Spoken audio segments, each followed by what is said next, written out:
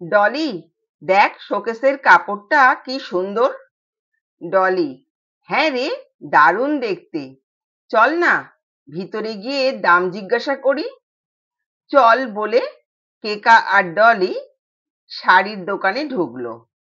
হ্যাঁ বলুন, কি শাড়ি দেখাবো ম্যাডাম? আচ্ছা, বাইরে শোকেসে যে শাড়িটা রয়েছে ওটার দাম কত? বেশি নয় ম্যাডাম, 5,599 টাকা। খুব সুন্দর শাড়িটা, নিয়ে আসি? হাতে নিয়ে দেখুন, চোখ ফেরাতে পারবেন না। কেকা: না না, থাক, শাড়িটা আমার ভীষণ পছন্দ, কিন্তু দাম অনেক, অত টাকা দিয়ে নেব না। আচ্ছা, ওই শাড়িটা দেখান তো, ওইটা। এইভাবে বেশ কয়েকটা শাড়ি কেকা দেখলো, কিন্তু পছন্দ হলো না। ম্যাডাম, আমি আমার পছন্দ মতো একটা শাড়ি দেখাই আপনাকে।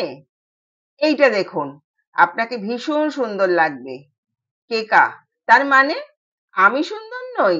শাড়িটা পরলে আমায় সুন্দর লাগবে, তাই বলতে চাইছেন? মজা করছেন ম্যাডাম? আপনাকে যে সুন্দর বলবে না, সে নিজে সুন্দরের মানেই বোঝে না। দেখুন, এই শাড়িটা ভালো না? দামও কম। আমি বলছি আপনি এটা নিন। বলে শাড়িটা প্যাকেটে ভরে কেকার হাতে দিল। কেকা ব্যাগ থেকে টাকা বের করতে গিয়ে মোবাইলটা দোকানে ছেড়ে আসলো। বাড়ি ফিরে কেকা বুঝতে পারলো দোকানে মোবাইলটা ফেলে এসেছে। বিকাশ দোকান থেকে ফোন করলো কেকাকে। ম্যাডাম, আপনি মোবাইল ফোন রেখে গেলেন যে দোকানে, আমি কি দিয়ে আসবো আপনার বাড়িতে? মনে মনে ভাবলো, সুন্দরী মহিলাকে বারবার দেখলেও সময় অপচয় হয় না। কেকা বলল, সত্যি আপনি আসবেন দোকান ছেড়ে? বিকাশ কেকার কাছ থেকে বাড়ির ঠিকানা নিয়ে মোবাইলটা ফেরত দিতে কেকার বাড়ি গেল। তারপর থেকে কেকা ওই দোকানের সামনে দিয়ে প্রায় যায় আর বিকাশকে খেয়াল করে। বেশ দেখতে ছেলেটাকে, ব্যবহারটাও খুব সুন্দর, মনে হয় এই দোকানের মালিক, আবার উপকারীও বটে। তা না হলে আজকালকার দিনে কেউ বাড়ি এসে মোবাইল ফেরত দিয়ে যায়? বিকাশও বাড়ি ফেরার পথে কেকার বাড়ির সামনে দিয়ে বাইক নিয়ে যায়, যদি একবার দেখা হয়ে যায় সেই আশাতে। তারপর থেকে কেকা শাড়ি দেখার আছিলায় মাঝে মাঝেই বিকাশের দোকানে আসে, গল্প করে।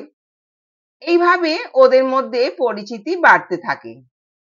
এখন কেকাও বারান্দায় দাঁড়িয়ে থাকে, কখন বিকাশ বাড়ি ফিরবে সেটা দেখার জন্য। আজ বিকাশ সেই শাড়িটা একটা প্যাকেটে নিয়ে কেকাকে দেবে বলে কেকার বাড়ির দিকে গেল। কেকাকে বারান্দায় দেখতে পেয়ে নেমে আসতে বলল। কেকা নেমে আসলে বিকাশ বলে, এই শাড়িটা আমি তোমায় উপহার দিলাম। এটা সেই শাড়ি যেটা সেদিন শোকেসে ছিল, তুমি পছন্দ করেছিলে। কেকা বলল, উপহারটা দরজার সামনে দাঁড়িয়ে দেবে? বিকাশ: তুমি যাবে আমার সাথে? কেকা মৃদু হাসি হেসে বিকাশের বাইকে উঠে বসলো। এখন কেকা প্রায়ই বিকাশের বাইকে চেপে এদিক সেদিক ঘোরে। সে কথা কেকার বাবা জানতে পেরে একদিন কেকাকে জিজ্ঞাসা করে, কার সাথে বাইকে করে ঘুরছিস? তাকে বাড়িতে আসতে বল, আমি কথা বলবো।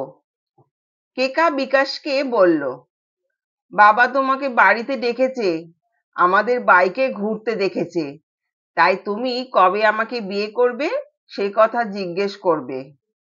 শুনে বিকাশের মাথা ঘুরে গেল, বলল, এখনই বিয়ে? কেকা: কেন, কি সমস্যা? তোমার তো শাড়ির দোকান, ভালোই চলে, আমি ঠিক চালিয়ে নেব।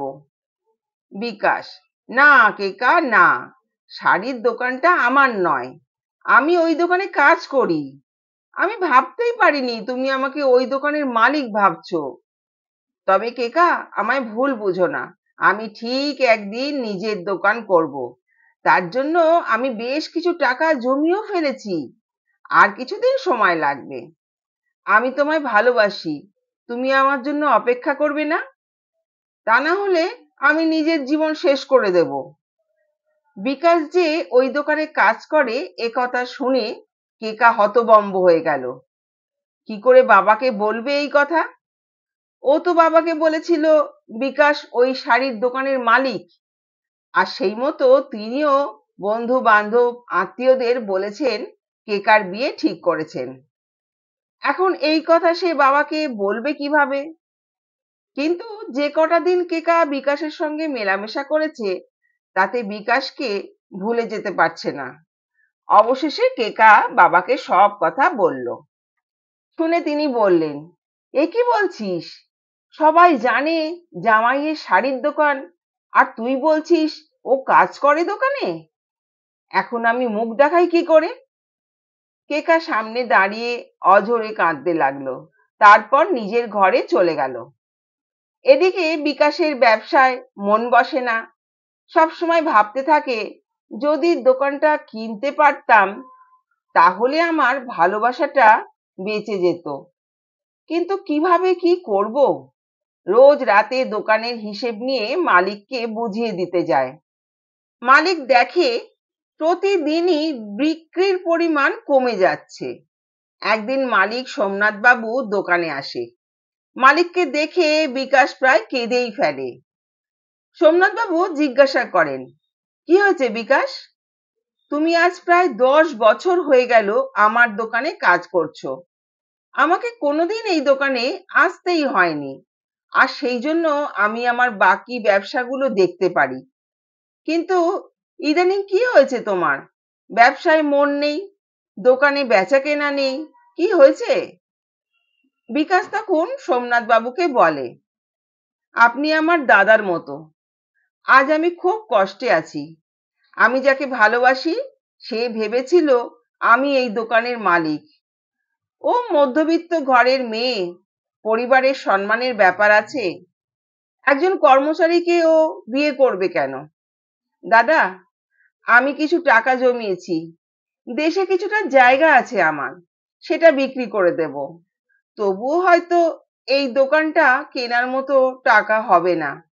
আপনি যদি আমাকে সাহায্য করে কিছু টাকা লোনের ব্যবস্থা করে দেন তাহলে দোকানটা আমি নিতে পারি। এই দোকানটা যদি আমাকে দেন তাহলে আমি কেকার বাবার সামনে দাঁড়াতে পারি। তা না হলে ওনারা কেকার অন্য কোথাও বিয়ে দিয়ে দেবে। সেটা আমি মেনে নিতে পারবো না। আমি ওকে ছেড়ে কিছুতেই বাঁচবো না।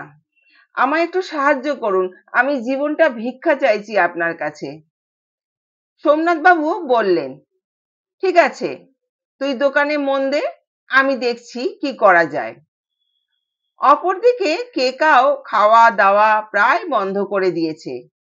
সব সময় দরজা বন্ধ করে শুয়ে থাকে আর কাঁদতে থাকে। মেয়ের এইরকম অবস্থা দেখে তিনি কেকাকে বললেন, বিকাশকে একবার ডাকিস তো, আমার কিছু কথা আছে। কেকা বিকাশকে ফোন করে বলল, বাবা তোমাকে একবার আমাদের বাড়ি আসতে বলছেন। শুনে বিকাশ সোমনাথ বাবুকে সে কথা বলল। সোমনাথ বাবু বিকাশকে সঙ্গে নিয়ে কেকার বাড়িতে এলেন। কেকাকে বললেন, তোমার বাবাকে ডাকো, বলো বিকাশ দাদাকে নিয়ে এসেছে। সোমনাথ বাবু বললেন, বিকাশ কাপড়ের দোকানে কাজ করে বলে আপনার ওকে জামাই হিসেবে পরিচয় দিতে লজ্জা করছে? কিন্তু আমি বিকাশকে নিয়ে গর্ববোধ করি। ওর মতো সৎ ছেলে, ভদ্র ছেলে আজ দুর্লভ। আমি ভাগ্যবান বিকাশকে ভাই হিসেবে পেয়ে। তাই ওই শাড়ির দোকানটা আমি বিকাশকে লিখে দিয়েছি।